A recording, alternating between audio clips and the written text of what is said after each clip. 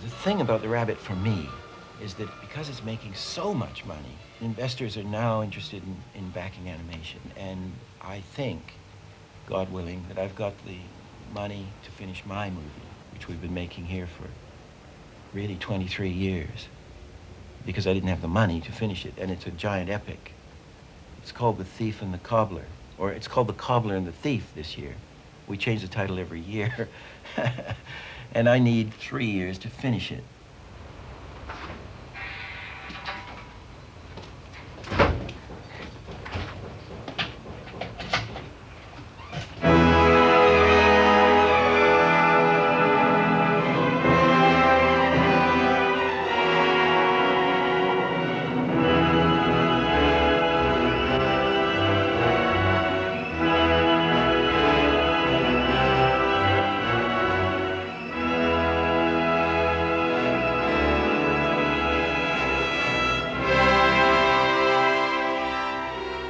We have a fireproof basement where the entire film, all the work, all the drawings, every single drawing is stored. It's all safe in this basement.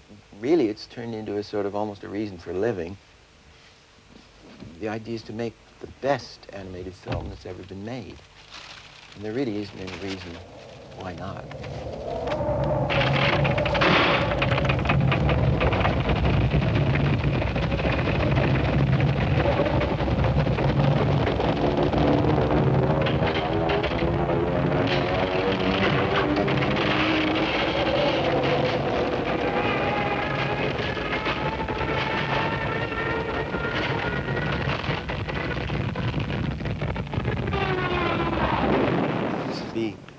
This is the thing with the villain with the cards. It was Vincent Price's voice. I have power over people, though they may appear complex. For me, they fall like playing cards, and I control the depths. Shuffles them. Whoops. It's like flipping bed sheets. The design of the film occurred because I love Persian miniatures. And to take the sort of Hollywood, the great Hollywood animators who I managed to get to work with, we found a sort of hybrid style so that they could fit into this thing. Do it in 24. That's interesting.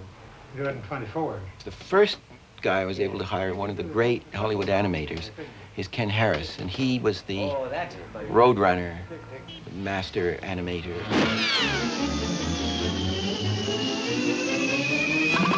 I think the sketch you made originally here. Then there was Art Babbit, who was one of the great Disney animators, famous for The Queen and Snow White. He did the Stork in Dumbo and directed a lot of Dumbo.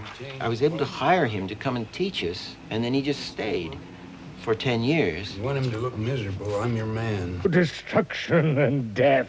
Destruction, zigzag. Thy kingdom will come to destruction and death. Be calm, Serene Highness. You must catch your breath. You must catch your breath. What dawn of destruction? I've had a dream.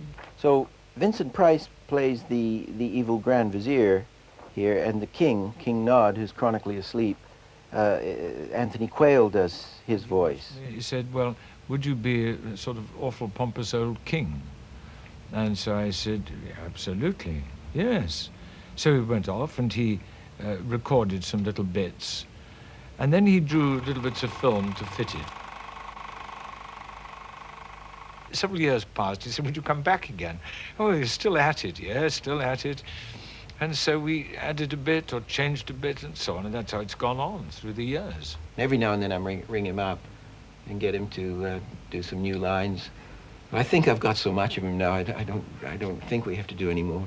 I think that his obsession is absolutely wonderful. I think that it is, from what I've seen of it, it is so wonderful, this film, that I can't bear that it should take him this long. I always feel embarrassed about my work because nobody's really seen it.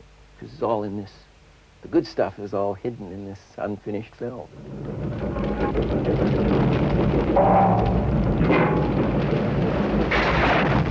I did a scribble on an envelope one day, and then Roy Nesbitt took about a year to design this thing. And then Errol LeCaine, who's this wonderful guy we've worked with for many years, this illustrator, has painted the city.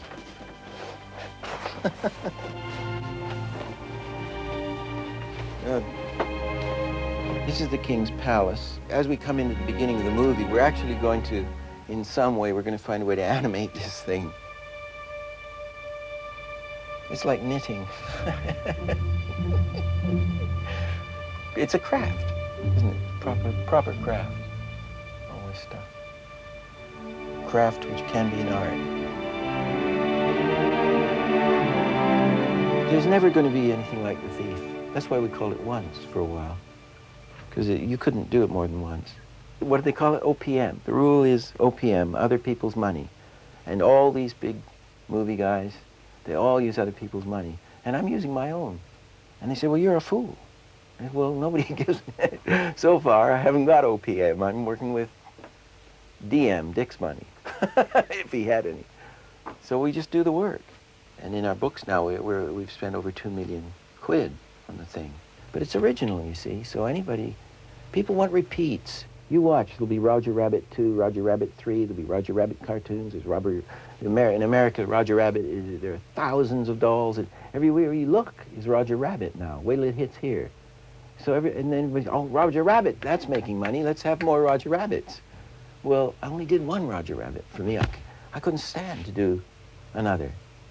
And I'm into one-offs, you know, and this is the best one-off that I could possibly do. And it's just a shame I'm not a rich man.